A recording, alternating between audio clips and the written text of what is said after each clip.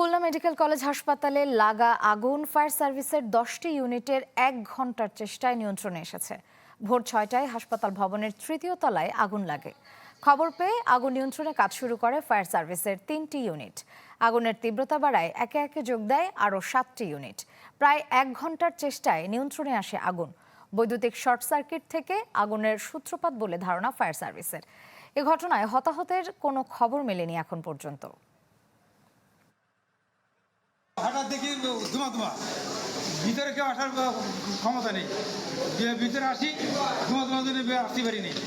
আমরা এই পর্যন্ত ভিতরে ঢুকতে পারি নাই, এখানে ধোঁয়ার কারণে দেখা যাচ্ছিল না। মানে স্টোররুম তালাবদ্ধ ছিল, সেখানে বৈদ্যুতিক অনেক সরঞ্জাম থেকে বৈদ্যুতিক লাইন থেকে ধারণা করা হচ্ছে বিদ্যুতের ত্রুটির কারণে আগুনটা সংঘটিত হয়েছে। এই বিষয়ে আরো খবর জানাতে সেখান থেকে আমাদের সাথে সরাসরি যোগ দিচ্ছেন সহকর্মী বেল্লাল হোসেন সজল। যাচ্ছি তার কাছে। সজল, কোনো ক্ষয়ক্ষতির পরিমাণ বা কোনো কিছু জানতে পেরেছেন? আমি ভরসা রাখি হিরন স্মার্ট ওয়াটার পিউরিফায়ারে।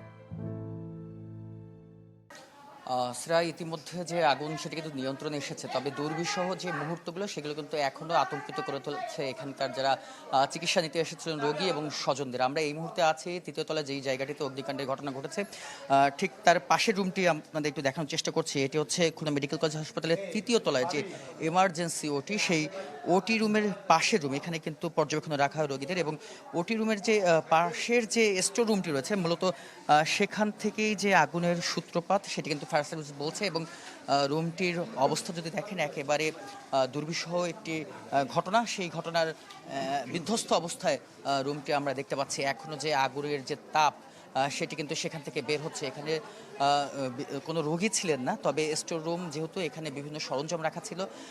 ভোর 6টা থেকেই যে আগুনের ঘটনা বা সেটি কিন্তু বুঝতে পারেন এখানকার যারা ছিলেন তারা কিন্তু কালো ধোঁয়া দেখতে পারেন, এবং সেই কালো ধোঁয়ার পরেই কিন্তু যে আতঙ্কিত একটি পরিস্থিতি সেটি কিন্তু বিরাজ করছে। এবং আমরা এখানে প্রত্যক্ষদর্শী যেটা বলছেন যে দুটি যে সিলিন্ডার গ্যাসের যে কম্প্রেসার সেটি কিন্তু এসির কম্প্রেসার সেটি কিন্তু বিস্ফোরণের ঘটনা আরও বেশি মানুষকে যে আতঙ্কিত সেটি কিন্তু করে তুলেছে। এবং পাশের যে ওটি রুমটি রয়েছে সেখানে 15টি শয্যা ছিল, এবং ক্ষয়ক্ষতির কথা যদি বলি সরঞ্জাম তো ক্ষয়ক্ষতি হয়েছে, পাশাপাশি এখন পর্যন্ত কোনো রোগী বা রোগীর স্বজন হতাহতের ঘটনা ঘটেনি। তবে এই যে এমার্জেন্সি ওটি, সেই ওটিতে এখানে 2জন নার্স এবং একজন চিকিৎসক দ্রুততম সময়ে এই সিঁড়ি থেকে যে জানালা রয়েছে সেখান থেকে মইয়ের যে সিঁড়ি রয়েছে সেখান থেকে নামার সময় তারা পড়ে গিয়ে আহত হয়েছেন এবং পার্শ্ববর্তী একটি হাসপাতালে চিকিৎসাধীন অবস্থায় রয়েছেন। এবং আপনারা দেখছেন যে এখানে একজন প্রত্যক্ষদর্শী রয়েছেন, আমরা তার কাছ থেকে একটু জানতে চাই,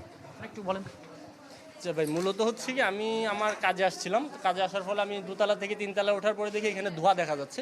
তো আমি দৌড়ে আসার পর দেখি যে এখানে মানে ঢুকার মতো কোনো পরিস্থিতি নেই। তো কোনো রকম ওইখানে ওই পাশ থেকে দরজাটা ভেঙে আমরা পোস্ট অপারেটিভের রুগীগুলো সরাই, তারপর ওই পাশ থেকে আইসিউর গেট খুলে আইসিউর রুগীগুলো সরানোর পরে শুনি যে আমাদের এই ওটির ভিতরে আমাদের 3জন ইনচার্জ সিস্টার আপা রয়েছে। তো সিস্টার আপাদের কীভাবে বের করবো, তো আমরা দৌড়ে তারপর চেষ্টা করি, ভিতরে ঢুকার চেষ্টা করি, কিন্তু ঢুকতে পারি না। ধোয়ার জন্য আমাদের শ্বাস বন্ধ হয়ে যাচ্ছিলো, প্লাস মানে এখানকার যে আগুনের যে তাপের কারণে আমরা ভিতরে ঢুকতে পারি নাই।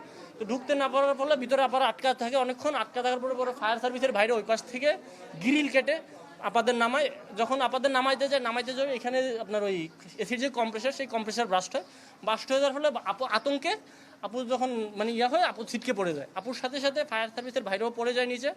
তো আপুরও ক্ষতি হয়, ফায়ার সার্ভিসের এক ভাইয়েরও ক্ষতি হয় অনেক। তো এখান থেকে আমাদের 2 আপুর অনেকটা মানে বড় ধরনের ক্ষতি হয়েছে। তারা এখন সিটি মেডিকেল আইসিইউতে রয়েছে। আর মূলত আগুনের কিভাবে সূত্রপাত সেটা এখনো পর্যন্ত কেউ বলতে পারে না। প্রাথমিক পর্যায়ে আমরা ফায়ার সার্ভিসের সহকারী পরিচালক তার সাথে কথা বলেছি, তারা যেটি বলছেন বৈদ্যুতিক শর্ট সার্কিট থেকে যে আগুনের সূত্রপাত এমনটাই কিন্তু তারা ধারণা করছেন। এবং আমরা দেখছি যে এখানকার যে পার্শ্ববর্তী যে রুমগুলো রয়েছে সেখানেও অবস্থা খুবই বিধ্বস্ত পরিস্থিতি রয়েছে। এবং এখন পর্যন্ত কি পরিমাণ যে ক্ষয়ক্ষতি হয়েছে, কত টাকার ক্ষতি হয়েছে সেটা কিন্তু হাসপাতাল কর্তৃপক্ষ যেটি বলছে আরও কিছুটা সময় দরকার, তারপর কিন্তু জানা যাবে। তো সব মিলিয়ে আমার কাছে খুলনা মেডিকেল কলেজ হাসপাতালে অগ্নিকাণ্ডের এই ছিল সবশেষ। ধন্যবাদ সজল। দর্শক, শুনছিলাম খুলনা মেডিকেল কলেজ হাসপাতালের অগ্নিকাণ্ডের সবশেষ খবর।